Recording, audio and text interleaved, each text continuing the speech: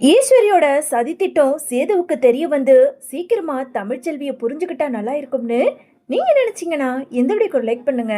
வாங்க வீடியோக்குள்ள போலாம். அப்பதா உன்கிட்ட நான் கடைசியா கேக்குறேன், இப்போ என் கூட வர முடியுமா இல்ல முடியாதா அப்படின்னு சொல்லிட்டு இங்க சேது கேட்க உடனே அப்பத்தா இருந்துகிட்டு, அடே நான் தான் சொல்லிட்டேல, எனக்கு அந்த வீட்டை விட இந்த வீட்டில் தான் நிம்மதியும் சந்தோஷமும் அதிகமாகவே இருக்கு.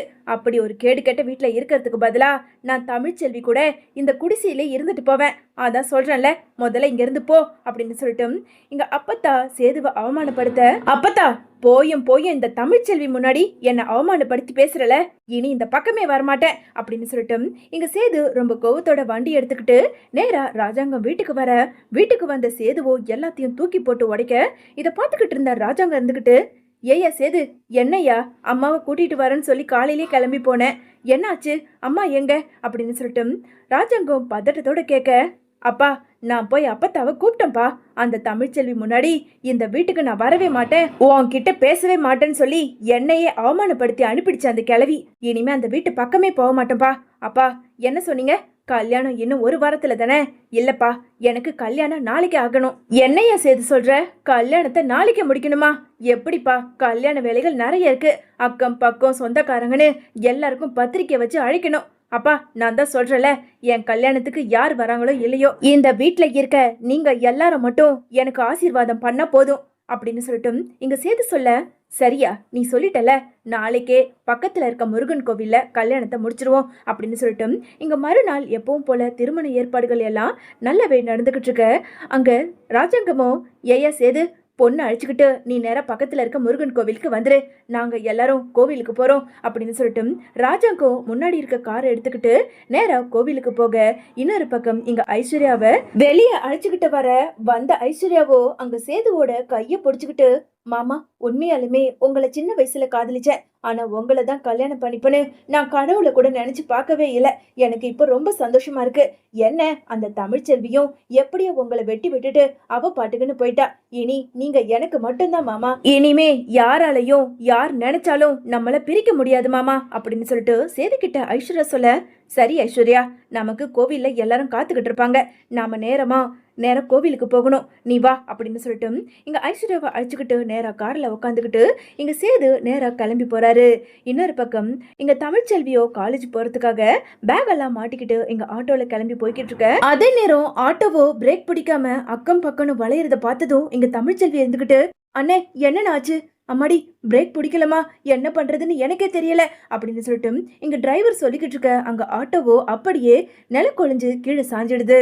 கொஞ்ச நேரத்துல இங்க தமிழ்ச்செல்வி அப்படியே ரோட்ல கீழே விழுந்து வயிற்றுலையும் அடிபட்டு கத்திக்கிட்டு இருக்க. இன்னொரு பக்கம் இங்க சேதுவோ ஐஸ்வர்யாவை அழைச்சிக்கிட்டு அதே வழியா கார்ல வந்துகிட்டு இருக்க. இங்க தமிழ்ச்செல்வி அடிபட்டு கீழே விழுந்து அழுதுகிட்டு இருக்கிறத பார்த்ததும் இங்க சேது இருந்துகிட்டு, ஐஸ்வர்யா கொஞ்சம் ஒரு நிமிஷம் இரு, யாரோ கீழே அடிபட்டு கிடக்குறாங்க அப்படின்னு சொல்லிட்டு சேது வேகமா அங்க தமிழ்ச்செல்வி முன்னாடி போய் நிக்க, அது தமிழ்ச்செல்வின்னு பார்த்ததும் இங்க சேதுவுக்கு ரொம்ப அதிர்ச்சி ஆகுது. இன்னொரு பக்கம் இதை பார்த்துக்கிட்டு இருந்த ஐஸ்வர்யாவோ, மாமா என்ன மாமா, இப்போ என்ன இவளை கூட்டிட்டு போய் ஹாஸ்பிட்டல்ல சேர்க்க போறீங்களா? அதெல்லாம் ஒண்ணு வேண்டாம், நீங்க வேண்டவே வேண்டான்னு வெட்டி விட்டுட்டு போனவ தானே, இவளை எதுக்காக மாமா நீங்க பாத்துக்கிட்டு இருக்கீங்க? நீங்க வாங்க மாமா, நம்ம கார்ல போலாம், நமக்காக கோவில்ல காத்துக்கிட்டு இருப்பாங்க, இன்னும் 10 நிமிஷத்துல நமக்கு கல்யாணம் அப்படின்னு சொல்லிட்டு இங்க ஐஸ்வர்யா சேதுவோட கையை பிடிச்சி இழுக்க. ஆனாலும் இங்க சேதுவோ தமிழ்ச்செல்வி வலியால துடிச்சிட்டு இருக்கிறத பார்த்து இங்க சேதுவுக்கு மனசு தாங்க முடியாம, ஏ ஐஸ்வர்யா, அதுக்காக இவளை மாதிரிலாம் மனசாட்சி இல்லாம என்னால இருக்க முடியாது, நான் இவளை கூட்டிட்டு போய் ஹாஸ்பிட்டல்ல சேர்த்துறேன், இவ இருக்க இடத்துல யாரா இருந்தாலும் எனக்குன்னு ஒரு மனிதாபிமானம் இருக்கு, அதனால இவளை ஹாஸ்பிட்டல்ல சேர்த்துதான் ஆகணும், பேசாம நீ அமைதியாரு அப்படின்னு சொல்லிட்டு இங்க சேது வேகமா போய் அங்க தமிழ்ச்செல்விய தன்னோட 2 கைகளால தூக்கி நேரா இங்க கார்ல தூக்கி போட்டு நேரா ஹாஸ்பிட்டலுக்கு கூட்டிட்டு போறாரு. இன்னொரு பக்கம் இங்க ஈஸ்வரியோ அங்க ஐஸ்வர்யாவுக்கு ஃபோன் பண்ணி, ஹலோ ஐஸ்வர்யா எங்க இருக்கீங்க, சேது எங்க இருக்கான், 2 பேரும் இன்னும் கோவிலுக்கு வரவே இல்லை, வந்த ஜனம் எல்லாம் அப்படியே காத்துக்கிட்டு இருக்காங்க அப்படின்னு சொல்லிட்டு இங்க ஈஸ்வரி கேட்க, உடனே ஐஸ்வர்யாவோ அழுதுகிட்டே, ஆண்டி நான் என்னன்னு சொல்லுவேன். நாங்க 2 பேரும் கல்யாணத்துக்காக புறப்பட்டு கார்ல வந்துகிட்டு இருக்கும்போது அந்த வீணா போன தமிழ்ச்செல்வி போய்கிட்டு இருந்த ஆட்டோ ஆக்சிடென்ட் ஆகி அந்த தமிழ்ச்செல்வி ரோட்ல படுத்து கிடந்து கத்திக்கிட்டு இருந்தா. வலி தாங்க முடியாம இங்க சேது மாமாவோ அந்த தமிழ்ச்செல்வியை தூக்கிட்டு போய் ஹாஸ்பிட்டல்ல சேர்த்து வச்சிருக்காரு. ஹாஸ்பிட்டல்ல தான் நானும் சேது மாமாவும் இருக்கோம் அப்படின்னு சொல்லிட்டு இங்க ஐஸ்வர்யா அங்க ஈஸ்வரி கிட்ட சொல்ல, போச்சு எல்லாம் நாசமா போச்சு. நீ எதுக்காக அவனை விட்ட? நாம எப்படியாவது அவங்க 2 பேரையும் பிரிச்சு ஒன்னு சேதுவுக்கு கல்யாணம் பண்ணி வைக்கலான்னு பார்த்தா இப்படி என்னமோ மனிதாபிமானம் அது இதுன்னு சொல்லி இந்த சேது எதுக்காக முட்டாள்தனம் பண்ணிக்கிட்டு இருக்கான். சரி ஆனது ஆகட்டும், நீ சீக்கிரமா அதான் தமிழ்ச்செல்விய ஹாஸ்பிட்டல்ல சேர்த்து வச்சுட்டாங்களே, நீங்க வாங்க மாமான்னு சொல்லி கையை பிடிச்சி இழுத்துக்கிட்டு வா அப்படின்னு சொல்லிட்டு இங்க ஈஸ்வரி போனை வைக்க இன்னொரு பக்கம் இங்க ஐஸ்வர்யாவோ வேக வேகமா போய் அங்க சேத்துக்கிட்ட, மாமா அதான் அந்த தமிழ்ச்செல்வியை ஹாஸ்பிட்டல்ல சேர்த்துட்டோம்ல, இன்னும் எதுக்காக நாம இங்க காத்துக்கிட்டு இருக்கணும்? நீங்க வாங்க மாமா, நாம போலாம், நமக்கு கல்யாணத்துக்கு நேரம் ஆகுது அப்படின்னு சொல்லிட்டு இங்க சேதுவை பார்த்து அங்க ஐஸ்வர்யா சொல்ல, இன்னொரு பக்கம் அங்க வந்த டாக்டருமே சேதுவை பார்த்து, சார் உள்ள தமிழ்ச்செல்விங்கிறவங்கள நீங்க அட்மிட் பண்ணிருக்கீங்க இல்லையா? அவங்களுக்கு ஆப்ரேஷன் பண்ணி தான் குழந்தைய வெளியே எடுக்கணும். அவங்களுக்கு ட்வின்ஸ் இருக்கு. ஸோ குழந்தைய பத்திரமா வெளியே எடுக்கணும்னா அவங்களோட ஹஸ்பண்ட் கையெழுத்து போடணும். இப்போ அவங்களோட ஹஸ்பண்ட் நீங்க தானே அப்படின்னு சொல்லிட்டு அங்க டாக்டர் கேட்க, வேற வழி இல்லாம அங்க குழந்தைகளை நினைச்சு பார்த்து இங்க சேதுவோ, ஆமா டாக்டர் நான் தான் தமிழ்ச்செல்வியோட ஹஸ்பண்ட் அப்படின்னு சொல்லிட்டு இங்க சேதுவோ அங்க கையெழுத்து போட இதை பார்த்துக்கிட்டு இருந்த ஐஸ்வர்யாவுக்கு பயங்கர கோவம் வந்து, மாமா என்ன மாமா இது? என்னமோ என்ன கல்யாணம் பண்ணிக்கிறேன்னு சொல்லிட்டு ஹஸ்பண்ட்னு சொல்லி நீங்க கையெழுத்து போடுறீங்க. நீங்க 2 பேரும் தான் பிரிஞ்சிட்டீங்களே. ஏ ஐஸ்வர்யா இங்க பாரு, இப்போதைக்கு அந்த தமிழ்ச்செல்வி வயித்துல இருக்க குழந்தை நல்லபடியா வெளியே வரணும். அந்த தமிழ்ச்செல்வி உயிரோட இருக்காளோ இல்லையோ, என்னை பொறுத்த வரைக்கும் அந்த தமிழ்ச்செல்வி வயித்துல வளர்ற குழந்தை அது என்னுடைய குழந்தை. உனக்கு புரிஞ்சதுல? பேசாம நீ வாயை முடிக்கிட்டு அமைதியாரு.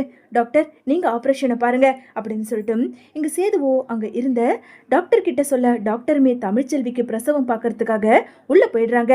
இன்னொரு பக்கம் ஈஸ்வரியோ அங்க இருந்த ராஜாங்கத்தை ஏத்தி விட்டு ராஜாங்கமோ சேதுவுக்கு ஃபோன் பண்ண, ஹலோ அப்பா சொல்லுங்கப்பா. ஏய்யா சேது, விஷயத்தை கேள்விப்பட்டேன். அந்த தமிழ்ச்செல்வியை நீ ஹாஸ்பிட்டலுக்கு கூட்டிட்டு போய் சேர்த்ததெல்லாம் நல்ல விஷயம்தான். ஆனா உனக்கு இன்னும் கொஞ்ச நேரத்துல கல்யாணம். அதனால ஐஸ்வர்யாவை அழைச்சிக்கிட்டு சீக்கிரமா நீ கோவிலுக்கு வா, இங்க எல்லாரும் உனக்காக காத்துக்கிட்டு இருக்காங்க அப்படின்னு சொல்லிட்டு இங்க ராஜாங்க சொல்ல, இதோ வந்துடுறப்பா அப்படின்னு சொல்லிட்டு போனை வச்ச சேதுவோ அங்க செல்லப்பாண்டிக்கு ஃபோன் பண்ண, செல்லப்பாண்டிக்கு இந்த மாதிரி உங்க பொண்ணு ஹாஸ்பிட்டல்ல சேர்த்திருக்கேன் அப்படின்னு சொல்லிட்டு அங்க இருந்து சேது கிளம்பி போக, இன்னொரு பக்கம் அப்பத்தா செல்லப்பாண்டி அங்க இருந்த வசந்தின்னு எல்லாருமே கிளம்பி நேரா ஹாஸ்பிட்டலுக்கு வராங்க. இன்னொரு பக்கம் ஐஸ்வர்யாவை அழைச்சுக்கிட்டு இங்க சேதுவோ நேரா கோவிலுக்கு போக, அங்க ஐயருமே, ஐயா நேரம் ஆயிடுச்சு, இனிமே எல்லாமே யமகண்ட ராவுகாலம் தான் தொடர்ந்து வருது. அதனால இன்னைக்கு சேது ஐயா அந்த ஐஸ்வர்யா கழுத்துல தாலி கட்ட முடியாது. அப்படி தாலி கட்டினா தாலி பாக்கியம் நிலைக்காது. அதனால இன்னொரு நாள் கல்யாண ஏற்பாட்டை வச்சுக்கலாம் அப்படின்னு சொல்லிட்டு ஐயர் அங்கிருந்து கிளம்பி போக, அங்க இருந்த ராஜாங்க இருந்துகிட்டு சேதுவை பார்த்து, என்னையா சேது, அந்த தமிழ்ச்செல்வியை யாருமே ஹாஸ்பிட்டல் கூட்டிட்டு போய் சேர்க்க மாட்டாங்களா என்ன? நீ தான் கூட்டிட்டு போய் சேர்க்கணுமா என்ன அப்படின்னு சொல்லிட்டு இங்க ராஜாங்க கேட்க, இல்லப்பா சுத்தம் மொத்தம் யாருமே அந்த இடத்துல இல்ல. அதனாலதான் ஏதோ ஒரு மனிதாபிமானத்துல தமிழ்ச்செல்வி கூட்டிட்டு போய் ஹாஸ்பிட்டல்ல சேர்த்துட்டு வந்தேன் அப்படின்னு சொல்லிட்டு இங்க சேது சொல்ல, சரியா, உன்னை நினைச்சா எனக்கு பெருமையா தான் இருக்கு. அந்த இடத்துல எந்த ஒரு பொண்ணா இருந்தாலும் நீ காப்பாத்துவன்னு எனக்கு தெரியும். இப்ப என்ன, இந்த கல்யாணம் இன்னைக்கு நடக்கலனாலும் இன்னும் 2 நாள் கழிச்சு நம்ம கல்யாண ஏற்பாடுகளை பண்ணிக்கலாம். சரி எல்லாரும் வீட்டுக்கு போலாம் வாங்க அப்படின்னு சொல்லிட்டு அங்க ராஜாங்க சேதுன்னு கிளம்பி நேரா வீட்டுக்கு போக, இன்னொரு பக்கம் இங்க ஐஸ்வர்யாவை பார்த்து அங்க ஈஸ்வரி இருந்துகிட்டு, ஏ ஐஸ்வர்யா கல்யாணம் வரைக்கும் கூட்டிட்டு வந்தோம், கடைசியில இப்படி எல்லாத்தையும் சொதப்பி வச்சிருக்கே, ஏன் உனக்கு வாய் இல்லையா? நீ வா போலான்னு சொல்லி அந்த சேதுவை கூட்டிட்டு வந்திருந்தா என்ன உனக்கு? இப்ப பாரு, இந்த கல்யாணம் நின்னதுனால அந்த சாவித்திரியும் தாமரையும் என்னை பார்த்து அப்படி கை தட்டி சிரிக்கிறாளுங்க. அவளுங்க முன்னாடி எனக்கு தான் அவமானமா போச்சு அப்படின்னு சொல்லிட்டு இங்க ஈஸ்வரி ரொம்ப கோவத்தோட அங்க ஐஸ்வர்யாவை வெளுத்து வாங்கிட்டு இருக்க, ஆண்டி நான் என்ன ஆண்டி பண்ணட்டும்? என்னால சொல்லதான் முடியும். அவரை நான் எவ்வளவோ வற்புறுத்தி கூப்பிட்டேன், ஆனா அவர் தான் வரவே இல்லை அப்படின்னு ஐஸ்வர்யா சொல்ல, உடனே சித்ரா இருந்துகிட்டு, ஏ ஐஸ்வர்யா உனக்கு கொஞ்சமாவது அறிவு இருக்கா? இந்த கல்யாணத்தை நடத்துறதுக்கு அம்மா எவ்வளவு கஷ்டப்பட்டு இருப்பாங்க. அந்த தமிழ்ச்செல்வி இந்த வீட்டை விட்டு அனுப்பியிருப்பாங்க. ஆனா இதை எதுவுமே நீ நினைச்சு பார்க்காம இப்ப பாரு, சேதுவே தமிழ்ச்செல்வியை கூட்டிட்டு போய் ஹாஸ்பிட்டல்ல சேர்த்துட்டு வந்திருக்கான். இன்னும் கொஞ்ச நேரத்துல அந்த தமிழ்ச்செல்விக்கு குழந்தை பிறந்துடுச்சுன்னு சொல்லி ஹாஸ்பிட்டல்ல சொல்லதான் போறாங்க. இந்த சேதுவும் போய் அவங்களோட சேர்ந்துக்க தான் போறான். இனிமே நாம நினைச்சது எதுவுமே நடக்காது. அம்மா எவ்வளவு கஷ்டப்பட்டு அந்த நீதிமான் கூட சேர்ந்துக்கிட்டு செல்லப்பாண்டிக்கு நீ போன் பண்ணி எவ்வளவோ உதவி பண்ணாங்க, எல்லாத்தையும் இப்படி சொதப்பிட்டு வந்து நிக்கிறியே அப்படின்னு சொல்லிட்டு சித்ரா ரொம்ப கோவத்தோட அங்க ஐஸ்வர்யா கிட்ட பேசிக்கிட்டு இருக்க. இவங்க பேசுற எல்லாத்தையுமே அங்க மறைஞ்சிருந்து மலருமே ஒட்டு கேட்டுறாங்க. அடி பாவீங்களா, அப்போ நீங்களாம் திட்டம் போட்டுதான் தமிழ்ச்செல்வி இந்த வீட்டை விட்டு அனுப்பியிருக்கீங்களா? இல்ல, இதை நான் விடவே மாட்டேன். இப்பவோ போய் சேது மாமா கிட்ட சொல்லதான் போறேன். சேது மாமா தான் தமிழ்ச்செல்வியை புரிஞ்சுக்காம இருக்காரு. ஆனா நீ நல்லவன் நினைச்சு உன் கழுத்துல தாலி கட்டுற அளவுக்கு அவர் இறங்கி வந்திருக்காரு. இல்ல, இதை நான் சும்மா விட மாட்டேன் அப்படின்னு சொல்லிட்டு இங்க மலர் வேக வேகமா போய் அங்க சேது ரூமுக்குள்ள உட்காந்து யோசிச்சுக்கிட்டு இருக்க. அதே நேரம் மலரோ இங்க நடந்த எல்லாத்தையும் சொல்ல. என்ன மலர் சொல்ற? ஐயோ ஆமா மாமா, நான் சொல்றது எல்லாமே சத்தியம். அந்த ஐஸ்வர்யா, ஈஸ்வரி, சித்ரான்னு 3 பேரும் கூட்டு சதியா நின்று பேசிக்கிட்டு இருந்தத என் கண்ணால நான் பார்த்தேன், என் காதால நான் கேட்டேன். நீங்க வேணா என் கூட வாங்க மாமா அப்படின்னு சொல்லிட்டு அங்க சேதுவை அழைச்சிக்கிட்டு போய் அங்க ஒட்டு கேட்க வைக்க. இன்னொரு பக்கம் இங்க சேதுவோ உள்ள பேசிக்கிட்டு இருக்க எல்லாத்தையும் இங்க சேதுவுமே கேட்டுடுறாரு. மலரு, நீ சொன்னது உண்மைதான். இவங்களும் இதே தான் பேசிக்கிட்டு இருக்காங்க. அப்போ தமிழ்ச்செல்வியோட போனை எடுத்துக்கிட்டு போய் பேசினது அந்த ஐஸ்வர்யா தானா?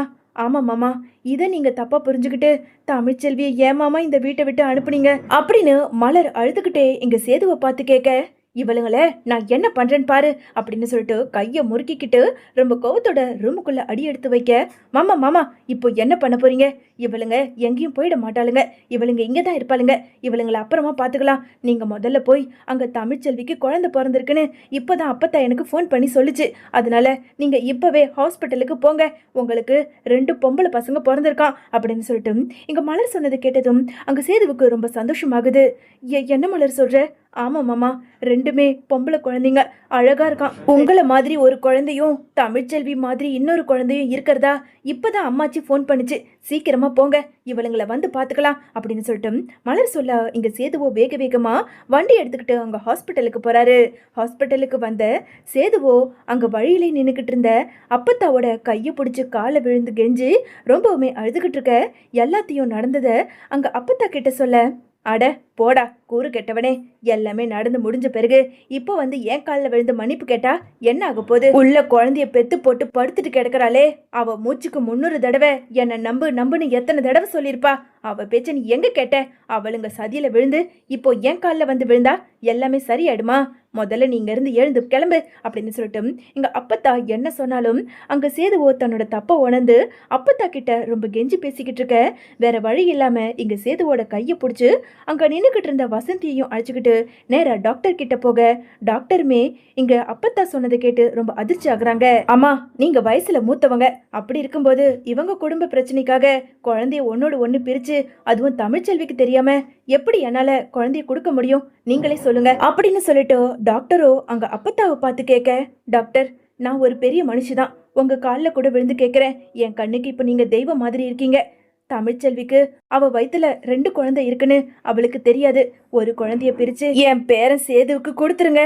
எப்படியாவது புருஷனையும் பொண்டாட்டியையும் சேர்த்து வச்சிருங்க அப்படின்னு சொல்லிட்டு எங்க அப்பத்தா ரொம்ப கெஞ்சி பேசுறத பார்த்ததும் உடனே அங்க இருந்த டாக்டருமே சரி, உங்களுக்காக நான் செய்யறேன், ஆனா நான் இப்படி ஒரு காரியத்தை பண்ணனு உங்க 3 பேரை தவிர யாருக்குமே தெரியக்கூடாது அப்படின்னு சொல்லிட்டு அங்க டாக்டர் சொல்ல கொஞ்ச நேரத்துல டாக்டருமே உள்ள போய் தமிழ்ச்செல்வி கிட்ட இருந்து இன்னொரு குழந்தைய பிரிச்சு எடுத்துட்டு வந்து அப்பத்தா கிட்ட கொடுக்க. அப்பத்தாவுமே அந்த குழந்தைய சேது கிட்ட கொடுத்து, இங்க பாரு, இந்த குழந்தைய நீ வள, என்னைக்கு 2 பேரும் ஒண்ணு சேரீங்களோ அப்போ உண்மை தெரியட்டும் அப்படின்னு சொல்லிட்டு அப்பத்தாவோ அந்த குழந்தைய அங்க சேது கையில கொடுக்க. சேதுவோ அப்பத்தா கொடுத்த குழந்தைய கையில பிடிச்சு குழந்தையோட காலை தொட்டு இங்க அழுதுகிட்டே மன்னிப்பு கேக்குறாரு.